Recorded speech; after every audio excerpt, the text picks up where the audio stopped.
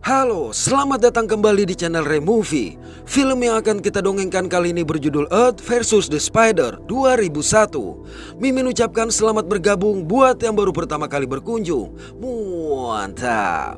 Semoga kita semua dalam keadaan sehat dan dimurahkan rezekinya. Oke, langsung saja. So, kita buka pintu teaternya.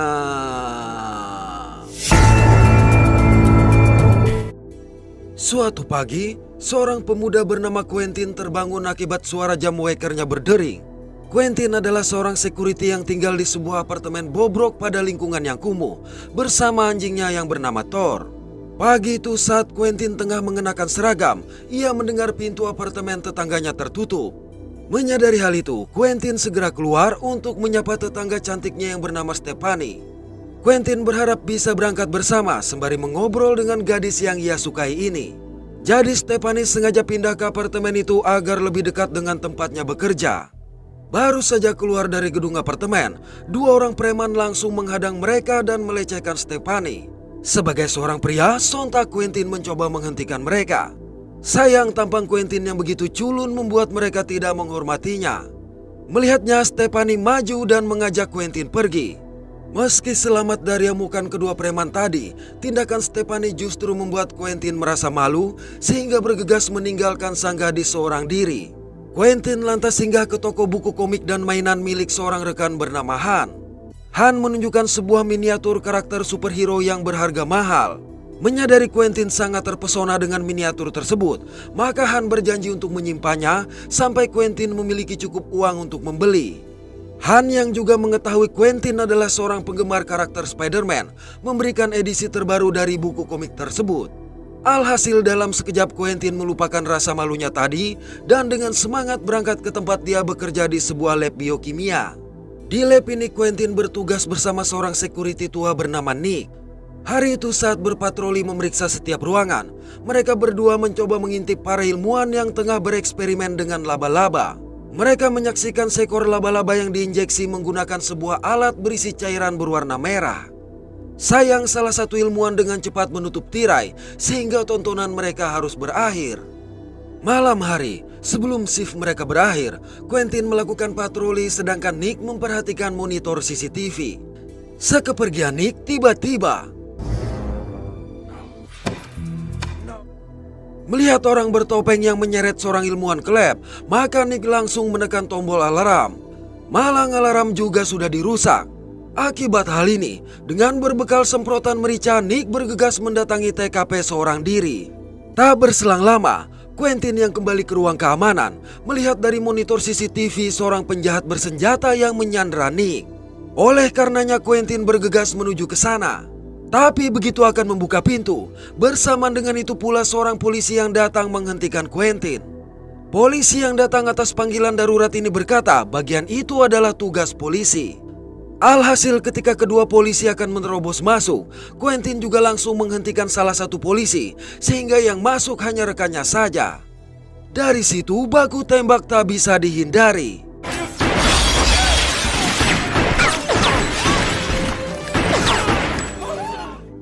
Saat suara tembakan mereda, Quentin dan polisi yang tersisa masuk ke dalam ruangan yang sudah berantakan. Nah, semua orang yang ada di dalam ruangan sudah tergeletak. Quentin bergegas mendatangi Nick. Sayang, sang rekan pun berakhir tepat di pelukannya. Tak lama setelah itu, manakala Quentin masih berkabung, polisi bernama Williams tadi mendatanginya dengan emosi. Williams menuduh Quentin lah yang menyebabkan kematian rekannya. Tapi mendengar jawaban Quentin yang justru menuduh mereka menjadi penyebab kematian Nick, sontak Williams langsung menghajarnya. Beruntung di waktu bersamaan seorang detektif bernama Grillo datang menghentikan tindakan kasar Williams yang merupakan seorang penegak hukum. Seorang manajer lab kemudian melapor kepada Grillo bahwa tidak ada uang atau barang berharga di lab mereka sehingga bingung dengan tujuan penyerangan tadi. Namun dia menjelaskan kalau mereka sedang melakukan penelitian tentang ketahanan terhadap senjata yang diperintahkan oleh pihak militer. Setelah menjelaskan hal tersebut, sang manajer pun memecat Quentin lantaran dianggap lalai menjalankan tugas. Tak lama setelah itu, seorang wartawan yang ada di TKP dengan keji menginjak salah satu laba-laba yang berkeliaran di lantai. Tapi dengan luar biasa laba-laba itu sama sekali tidak terluka. Parahnya lagi, wartawan-wartawan ini memoto dan menuduh Quentin sebagai penyebab utama insiden terjadi. Tekanan dan stres yang dia alami dalam waktu hampir bersamaan membuat Quentin seolah mendengar sebuah suara yang memanggilnya ke dalam lab. Seperti dikendalikan, Quentin melangkah masuk dan meletakkan lengannya di bawah jarum suntik yang berisi cairan merah. Sejenak setelah cairan itu masuk ke aliran darahnya, Quentin sempat melihat komik Spider-Man sebelum akhirnya tumbang. Keesokan hari, Stefania akan berangkat bekerja mendengar jam waker dari unit apartemen Quentin masih berbunyi. Hal ini sejenak membuat Stephanie merasa heran karena biasanya mereka berangkat bekerja pada waktu yang sama. Tapi akhirnya dia berpikir Quentin sedang tertidur pulas. Sementara di dalam unit apartemen Quentin, tampak barang-barang yang berserakan di lantai. Sedangkan Quentin terlihat tengah merendam dirinya di bathtub berisi es. Malam hari, Stephanie yang pulang dari kantor menemukan koran di depan pintu apartemen dengan artikel yang berisi kabar penyerangan di lab tempat Quentin bekerja. Begitu menaiki tangga, Stephanie pun mendengar jam waker Quentin yang masih berdering sejak pagi.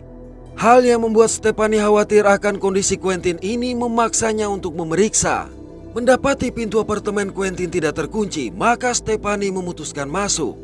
Di dalam dia melihat pintu lemari es yang terbuka lebar. Setelah mematikan jam waker, Thor menggonggong kepada Stephanie seolah ingin menunjukkan sesuatu di kamar mandi. Dengan rasa semakin khawatir, Stephanie mencoba mengikuti anjing tersebut.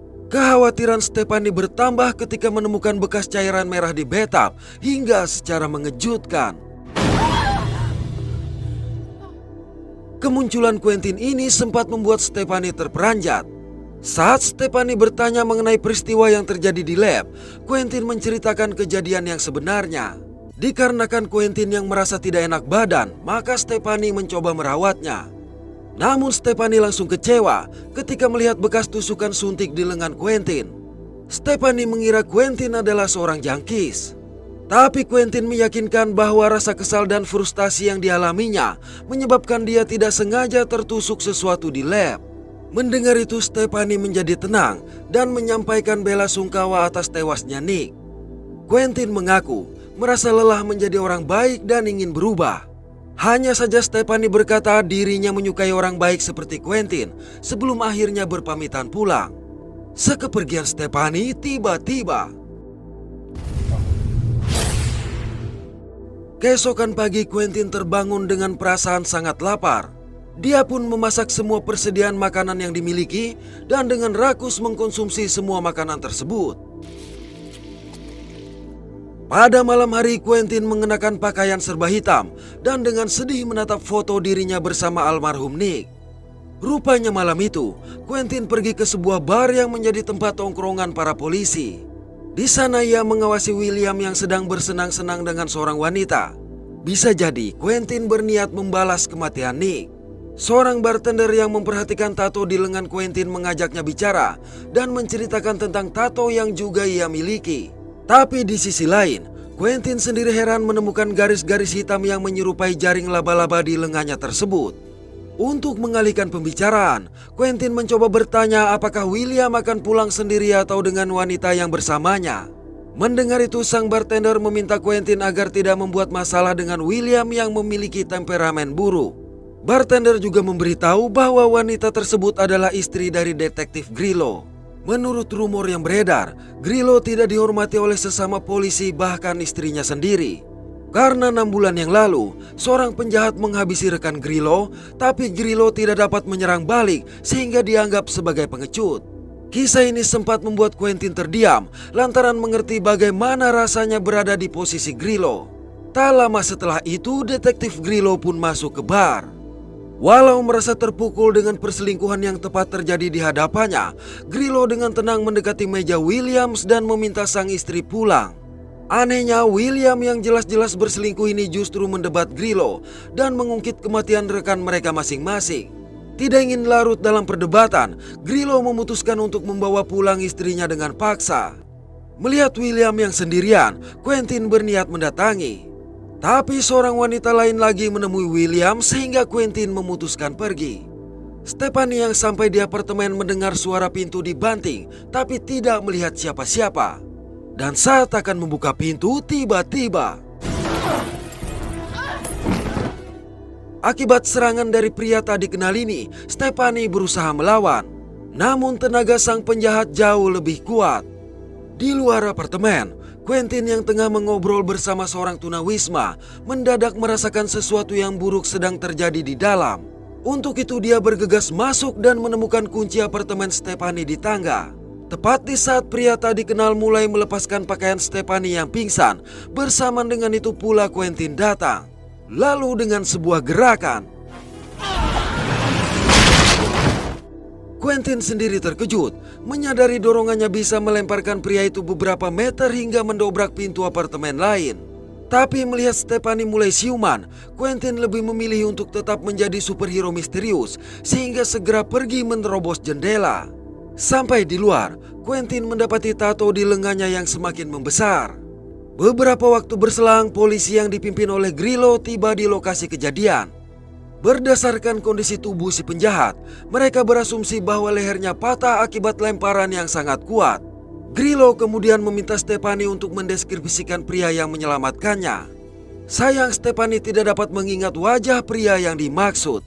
Ketika Quentin muncul di pintu apartemen, dengan cepat Stephanie pergi ke pelukannya. Sambil menangis, Stephanie menceritakan apa yang telah terjadi dan tentang seorang penyelamat yang dia anggap sebagai pahlawan sejati. Dikarenakan interogasi yang dilakukan Grillo belum selesai, Quentin terpaksa pulang. Di apartemennya, Quentin yang memiliki kekuatan baru merasa mimpinya menjadi kenyataan sehingga dengan girang menyatakan diri sebagai superhero. Pada tengah malam, Quentin terbangun akibat mendengar suara-suara yang mengganggu. Ternyata pendengaran Quentin sendirilah yang meningkat sangat tajam. Ia bahkan terpaksa mengurung Thor di kamar mandi karena suara jilatan sang anjing terdengar sangat keras. Pada pagi hari, dari komik yang dibacanya, Quentin melihat perubahan tubuh sang superhero adalah akibat dari racun biologis, sehingga berpikir hal yang sama terjadi padanya. Quentin juga melihat superhero tersebut memperhatikan monitor CCTV, sehingga ikut memasang kamera pengintai di lorong dan bahkan membuat tempat tidur gantung seperti jaring laba-laba. Berkat kamera pengintai, Quentin melihat Stephanie keluar membawa sejumlah kotak sehingga bergegas menyapa. Awalnya Quentin mengira Stephanie akan pindah akibat serangan yang terjadi. Namun ternyata Stephanie hanya ingin memindahkan sejumlah barang ke basement. Mendengarnya, Quentin menawarkan diri untuk membantu dengan alasan akan memindahkan barang ke tempat yang sama. Sampai di luar, mereka kembali diganggu oleh preman sebelumnya. Tapi kali ini Quentin dengan mudah melawan dan mengusir mereka. Perubahan drastis pada Quentin membuat Stephanie mulai keheranan. Tapi Quentin berkata, tindakannya tadi didorong oleh rasa marah atas hal yang telah menimpa Stephanie. Mendengarnya, Stephanie justru terpesona. Pada kesempatan ini, Quentin berniat mengungkapkan perasaannya kepada Stephanie. Malang secara tidak sengaja ia menjatuhkan isi kotak yang ternyata komik superhero. Dengan begini, Quentin berpikir mereka memiliki banyak kesamaan. Setelah momen romantis tadi, Quentin tidur dengan senyum di wajahnya. Esok hari dengan bersemangat, Quentin menemui Han untuk membeli miniatur superhero. Quentin memberitahu bahwa dirinya memiliki kekuatan super. Tetapi Han tidak percaya dan memberitahu bahwa kartu kreditnya ditolak. Hanya saja Quentin bersikeras untuk memiliki miniatur tersebut dan mengambilnya tanpa membayar. Sampai di apartemen, Quentin kembali mengalami perubahan dengan rasa mual terhadap makanannya dan mengalami halusinasi. Malam hari Quentin terbangun dan mendapati dirinya tergantung oleh jaring laba-laba yang keluar dari dadanya. Setelah dapat melepaskan diri, Quentin yang merasa penasaran memutuskan untuk menguji kemampuan barunya tersebut. Lantas dengan berkonsentrasi penuh, melihat jaring laba-laba yang keluar dari dadanya berhasil ditembakkan ke arah sejumlah benda, Quentin menjadi semakin bersemangat dan penasaran sehingga langsung menyemprot sang anjing. Tapi mendapati anjingnya terjerat tidak berdaya, Quentin segera meminta maaf. Hanya saja bersamaan dengan itu pula Quentin merasa lapar dan sangat ingin memakan anjingnya. Tidak ingin hal itu terjadi, Quentin bergegas keluar dan berlari menyusuri kota seperti orang kesurupan. Dia juga berusaha menghindari orang-orang akibat rasa lapar yang semakin menjadi-jadi jika ada seseorang yang berada di dekatnya. Quentin akhirnya tiba di sebuah toko. Di sana dia melihat penjaga toko yang diserang oleh seorang pria. Dari situ jiwa superhero-nya pun bangkit. Penjaga toko yang mendapati pria tadi tewas sontak menangis dan marah kepada Quentin karena ternyata sang pria adalah kekasihnya. Hal ini menyiratkan kalau Quentin kembali berhalusinasi. Wanita itu pun segera menghubungi polisi dan berniat kabur. Malang Quentin menyemprotkan jaring laba-labanya. Tak lama setelah itu, masih heran dengan lengannya yang berubah menjadi cakar. Bersama dengan itu pula William datang sehingga Quentin harus mencari tempat bersembunyi. Saat Williams menemukan wanita yang terjerat jaring laba-laba, secara mengejutkan Quentin menyerang dan menyeret tubuh William pergi. Pagi hari Stephanie menemukan Thor duduk di luar pintunya. Di leher Thor juga terdapat catatan dari Quentin yang memintanya untuk sementara waktu merawat anjing tersebut. Khawatir dengan hal ini, Stephanie mencoba mengetuk pintu apartemen Quentin. Namun Quentin yang sedang terbaring dengan perut membengkak sengaja tak menjawab karena tidak ingin Stephanie mengetahui kondisinya. Sementara di TKP, Grillo dan anggota investigasi menemukan tubuh pacar gadis penjaga toko yang sudah mengering seperti sesosok mumi. Grillo berasumsi pelakunya adalah orang yang sama dengan pelaku pembunuhan di apartemen Stephanie. Grillo juga menemukan name tag William yang tergeletak di dekat jaring laba-laba. Penjaga toko yang selamat mengatakan bahwa mereka diserang oleh seorang pria bercakar besar. Malam hari di unit apartemennya, Quentin terbangun akibat merasakan sakit pada gusinya. Dan saat memeriksa mulutnya di cermin tanpa diduga, Stephanie yang mendengar teriakan Quentin mencoba mengetuk pintu. Tapi dengan benda seperti alat sengat di mulutnya, Quentin menolak. Lalu dari balik pintu, dengan suara yang sudah berubah, Quentin bertanya apakah Stephanie mau untuk diajak berkencan. Mendengar pertanyaan ini, Stephanie yang masih bingung mengaku kalau dia sudah lama menunggu ajakan tersebut. Stephanie bahkan meminta Quentin untuk mengajaknya berkencan malam itu juga. Namun dengan kondisinya sekarang, terpaksa Quentin berkata semua sudah terlambat dan memohon agar Stephanie pergi. Pagi hari Quentin terbangun dengan alat sengat yang ada di mulutnya semalam telah hilang. Dia berharap dapat mengendalikan perubahan yang terjadi pada dirinya. Sayang rasa lapar yang melanda membuat Quentin kehilangan kendali. Stephanie yang mendengar ramukan Quentin dari apartemennya pun tidak dapat berbuat apa-apa.